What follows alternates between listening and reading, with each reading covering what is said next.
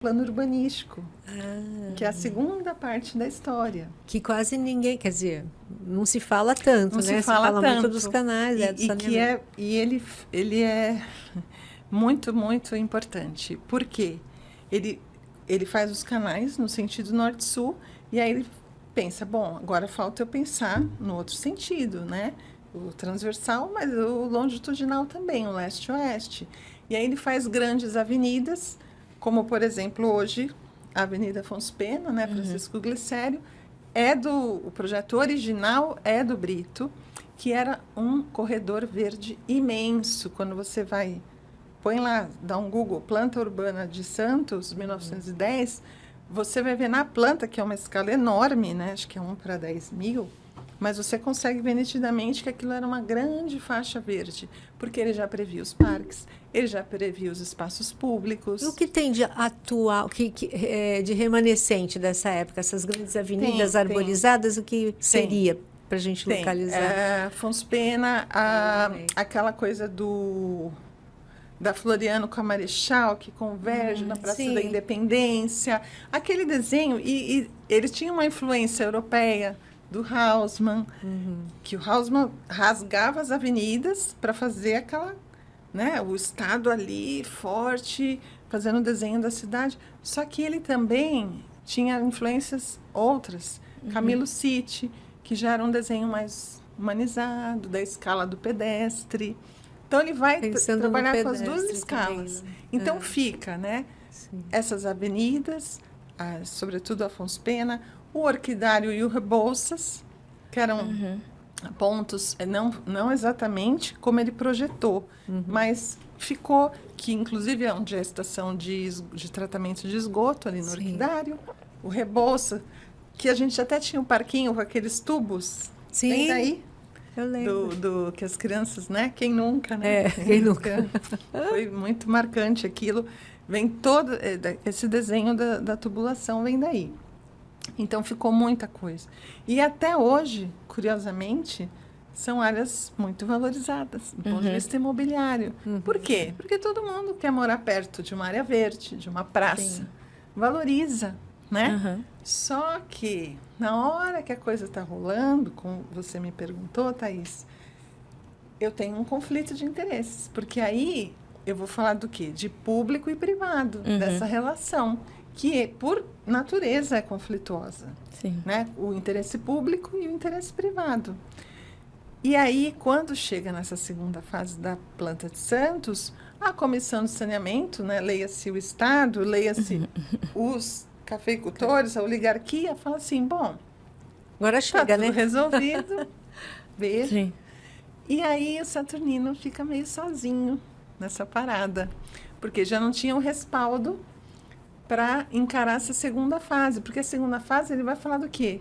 Interesse público para quem não precisa comprar a terra, para quem vai usufruir. Né? O espaço público é aquele espaço que ele não tem dono, ele é de todo mundo. Né? E aí, para ele fazer aqueles projetos que ele faz na planta urbana, ele já teria que, naquela época, fazer desapropriações. E com uma terra muito mais valorizada por ele mesmo, pelo próprio projeto dele. É uma ironia, né? Mas ele traz aquela valorização e aí, quando chega na hora de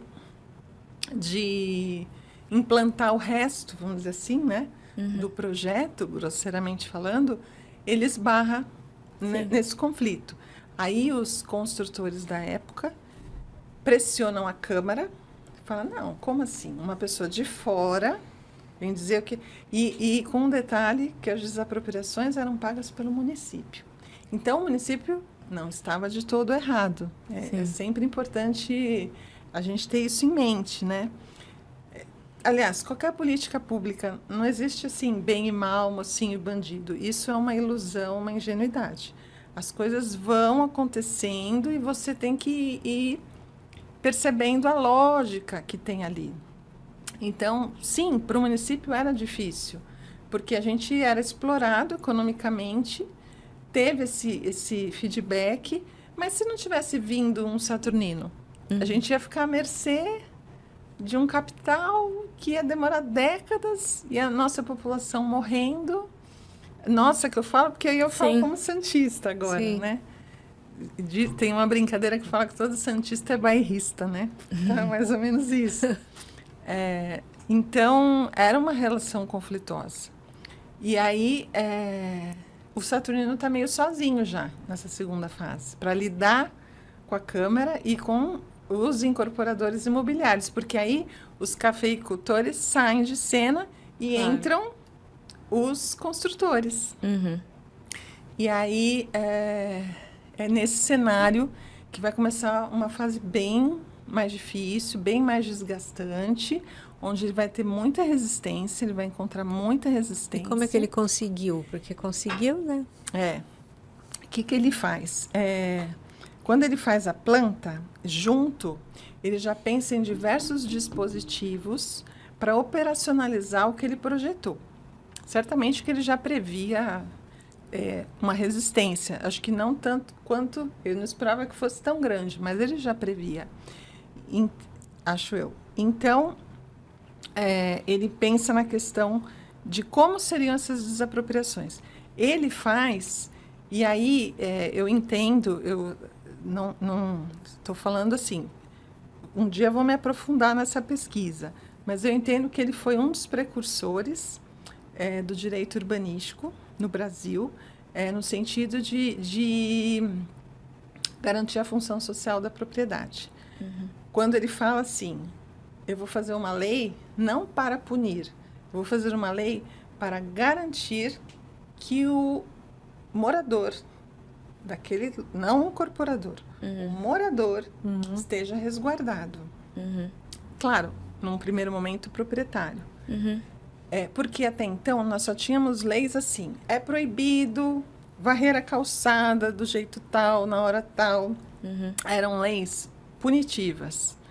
E aí vem o Saturnino e fala assim, não, agora eu quero fazer uma lei que vai garantir que quem mora naquele terreno vai ter isenção de IPTU se expropriar a faixa da frente, né? Que nem hoje. Por que as casas têm aquele recuo na frente?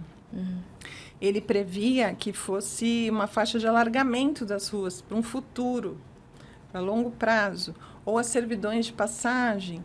Então, ele previa vários tipos de desapropriação. Uma mais imediata, que era para implantar o grosso do projeto, e depois, a longo prazo, ir se desapropriando ou expropriando aquela faixa, e naquele período, uma isenção de IPTU... uma compensação, uma compensação. E tanto que ele colocava que cada vez que a municipalidade trocasse o seu interventor, que chamava na época, né, o seu prefeito, ele deveria dizer em que momento ele ia executar a obra, para quem morasse ter um resguardo de quando que aquilo vai acontecer. Então, todos esses mecanismos que são jurídicos, ele faz em forma de lei, para aquilo ter a garantia de uma aprovação, né? Coisa que até então nunca tinha sido feito, pensado dessa maneira. Então, quando a gente fala, ele era um engenheiro sanitarista, é um pouco mais do que isso. Ele pegava a parte jurídica, ambiental, urbanística. Então, ele amarra tudo. Por isso que eu acho que quando a gente compreende esse trabalho dele, a gente tem um outro olhar, assim, sobre tudo, sobre a ocupação, sobre a política. Sim. Muito interessante, Renata. Eu acho que já é uma pesquisa super aprofundada, você falou, eu acho que eu vou aprofundar mais, né? Esperamos que sim, mas tem várias muita camadas coisa. aí pra...